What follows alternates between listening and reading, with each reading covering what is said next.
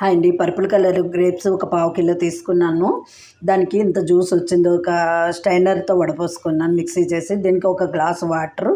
దీంతో ఏ గ్లాస్ సీసాతో మటుకు జ్యూస్ తీసుకున్నాము దాంతోపాటు 2 సీసాలు పంచదార తీసుకోవాలి. జ్యూస్ ఎంత ఉంటే దానికి డబుల్ క్వాంటిటీ షుగర్ తీసుకోవాలి. ఒక క్వాంటిటీ వాటర్ తీసుకోవాలి.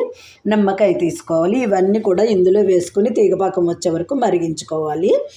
లేదు షుగర్ వేసి ముందు తీగపాకం వచ్చిన తర్వాత వాటర్, షుగర్ వేసిన తర్వాత తీగపాకం వచ్చిన తర్వాత జ్యూస్ యాడ్ చేసుకోవాలి చల్లారిన తర్వాత.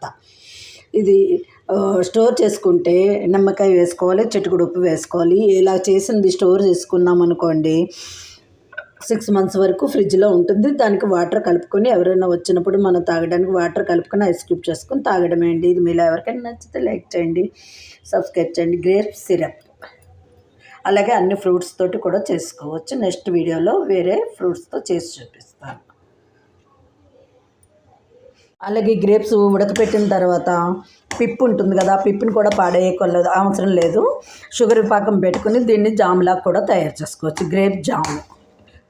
ఇది మీలో ఎవరికైనా నచ్చితే లైక్ చేయండి, సబ్స్క్రైబ్ చేయండి. Thank you. గ్రేప్స్ జామ్ ఇది మన బ్రెడ్కి, చపాతీకి అన్నిటిలోకి నంచుకుని తినేయచ్చు. దీనికి కొంచెం స్వీట్ కంటెంట్ తక్కువ అవడానికి నిమ్మప్పు యాడ్ చేసుకోవచ్చు, లేదంటే ఒక నిమ్మకాయ పిండుకోవచ్చు. చల్లారిన తర్వాత కొంచెం సాల్ట్ ఒక పించ్ వేసుకోవాలి.